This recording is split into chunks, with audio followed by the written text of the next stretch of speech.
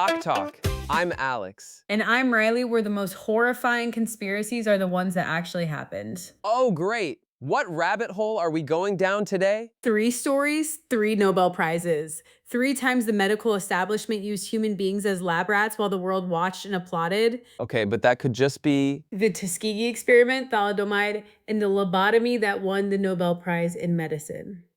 Fine. But I'm bringing receipts to fact-check everything you... Alex, they gave JFK's sister a lobotomy and then gave the doctor who invented it the Nobel Prize. All right. Let's just start from the beginning.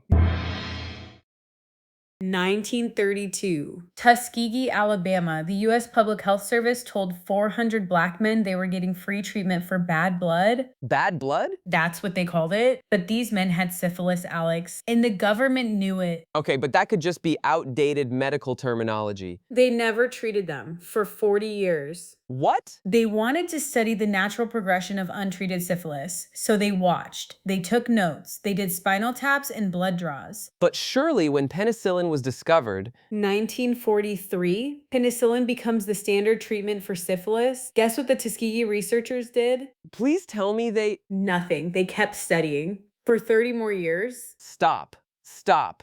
That's just murder with extra steps. 128 men died. 40 wives were infected. 19 children were born with congenital syphilis. How did this finally come out? A whistleblower, 1972. Peter Buxton leaked it to the Associated Press. One person with a conscience ended 40 years of... But here's what really gets me. This wasn't some rogue operation. This was official government policy. I need a minute. Oh, we're just getting started.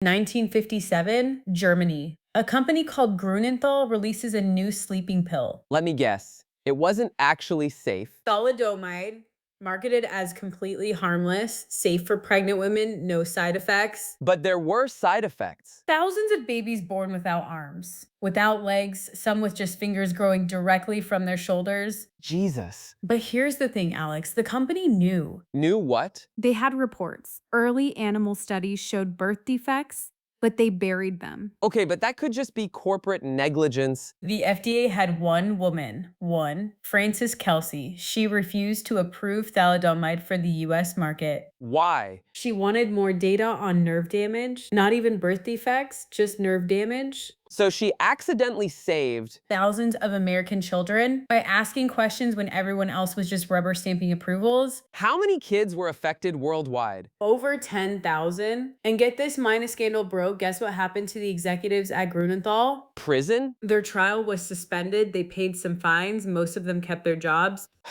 Of course they did. But Alex, this is where it gets really dark. Darker than letting children be born without limbs? What if it wasn't just corporate greed? What if this was all connected?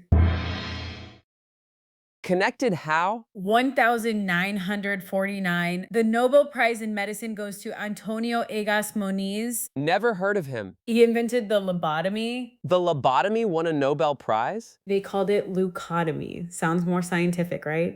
But lobotomies are... everyone knows they're barbaric. Not in 1949. In 1949, they were revolutionary treatment for mental illness. How many people got lobotomized? In America alone, over 40,000. 40,000. Including Rosemary Kennedy, JFK's sister. What? She was 23. Had some learning difficulties, maybe mild intellectual disability. Joseph Kennedy wanted to fix her. What happened to her? The lobotomy left her unable to speak coherently. She spent the rest of her life in institutions. That's horrifying. And the doctor who did it? Walter Freeman. He turned lobotomies into an assembly line. Assembly line? He invented the ice pick lobotomy, literally used an ice pick. Drove around the country in a van he called his lobotomobile. Stop. Sometimes he'd do multiple lobotomies in one day, like a traveling circus of brain damage. And this won the Nobel Prize. Because it was presented as scientific progress, just like Tuskegee was presented as medical research. Okay, but these are separate incidents. Are they? Think about it, Alex. What do all 3 have in common? They're all medical. Vulnerable populations? Tuskegee targeted poor black men in rural Alabama. Right. Thalidomide victims were pregnant women who trusted their doctors. And lobotomy patients were people with mental illness who couldn't advocate for themselves. People society already viewed as disposable. But that doesn't mean there's some grand conspiracy. Doesn't it? The same medical establishment that gave Monas a Nobel Prize was running Tuskegee. Correlation isn't. The same regulatory system that almost approved thalidomide was the one that turned a blind eye to lobotomy mills.